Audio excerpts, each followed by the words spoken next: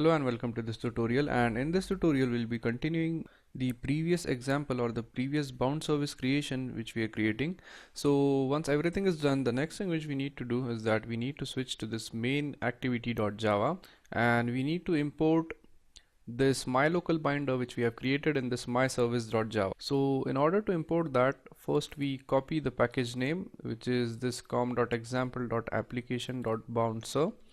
So in your case the package name might be different, so make sure that you copy the package name, and inside the main activity.java you need to import the my local binder. So we go here and we type in import, then we have the package name which is this, then we give a dot operator, then we type my service, then we type in the method which we want to import, then we type my local binder. And once you have the my local binder imported, you could use this in your code. So now one more thing which you need to do is that you need to clean up your code. So we go ahead and delete this toolbar, and we also delete this extra comments so as to get a clear view of our code. So make sure that you delete it. And now the next thing which you need to do is that you need to create the object of the my service. So we go inside this main activity, we go right here, and then we create the object of my service. So we type my service and let's name this as my service. And once we have this, the next thing which we need to do is that we need to create a variable which is called as isBound, and the isBound variable is going to be of the type boolean. So it is going to have two values. It is either going to be false or it is going to be true. So the isBound variable is used in order to keep track of whether the current client is bound to the service or not.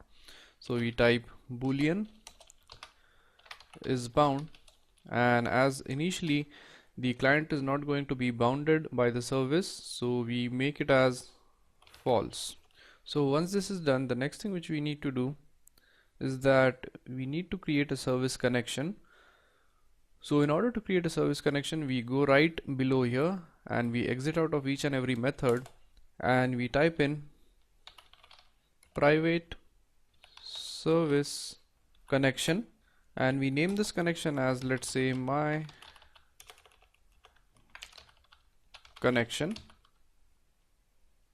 and we type it equal to new service connection. So as soon as we type it, it is going to create two methods within it. So the first method is going to be the on service connected, and the next method is going to be the on service disconnected.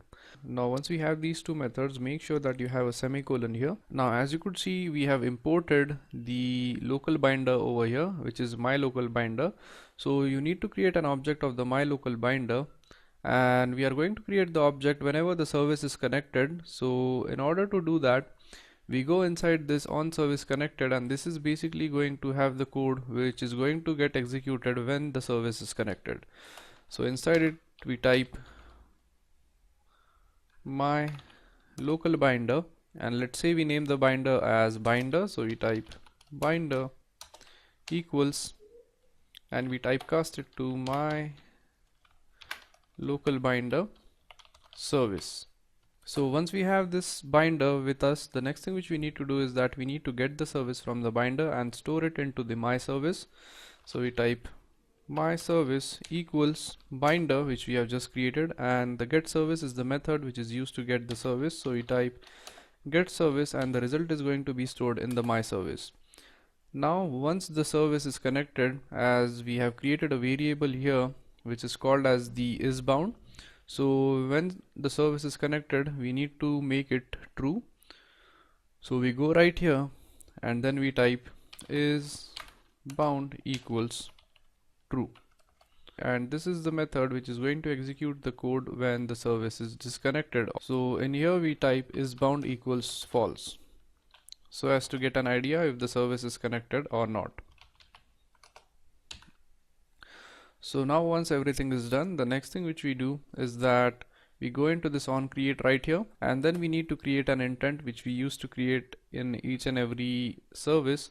So we type intent, name it as I equals new intent. To this we pass the first parameter as this, the next parameter as the class name, which is in this case my service. So we type my service dot class. Then instead of starting the intent or executing the intent, then as this is going to be a bound service, so we type bind service, which is used to bind the service, and to this we need to pass the intent. Then we need to pass my connection, and then finally we type in context dot bind underscore auto underscore create. So this is the basic parameter which you need to pass in while you create a bound service. So now once this is done, we are pretty much done with setting up the bound service. So now once everything is done, the next thing which we need to do is that as we want to make this button perform some action, we simply go on to this button, and inside the on click of this button, which you'll find under here, which you'll find under the properties, we will add a method to this. So the method which we are going to perform while the button gets clicked is going to be the show time method. So we type show time. So whenever the button is clicked, we want to make this text display the current time. So once you added the method to your button, the next thing which we need to do is that we need to go into this main activity.java file, and we need to define the function which we have declared here. So the on click over here has the method which is called as show time. So we create the method show time right over here. So in order to create the show time method, we type in public void show time, and to this we pass in a view. Now inside this, as we want to display the current time, we go ahead and create a string which is used to store the current time. So we type string current time equals my service dot get current time.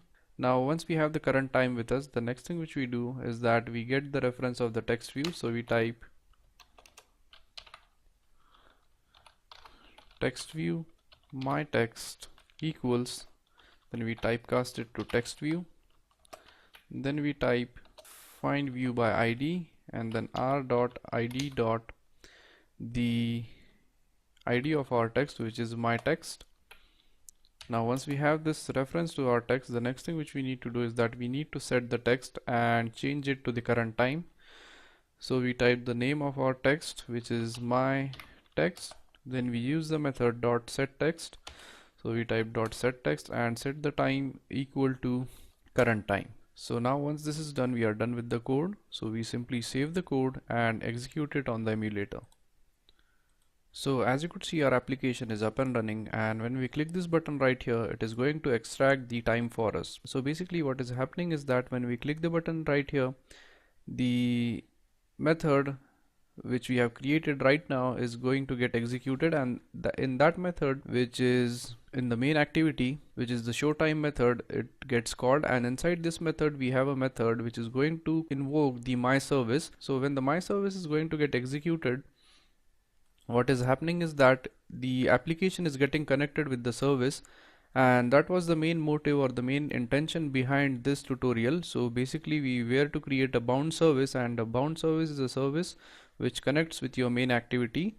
So basically when the service is connected, which is present right here, which is the get current time, which is calling the method which is called as the get current time, and this function right here is going to return us the value of time in this format right here. So if we click the button once again, it is going to show us the new time, and again the same thing is happening. When we click this button, a method is getting called, and that method is invoking the service, and the service is again going to calculate the time for us, and it is going to return the time to the main activity. So that's how you create a bound service in an Android application.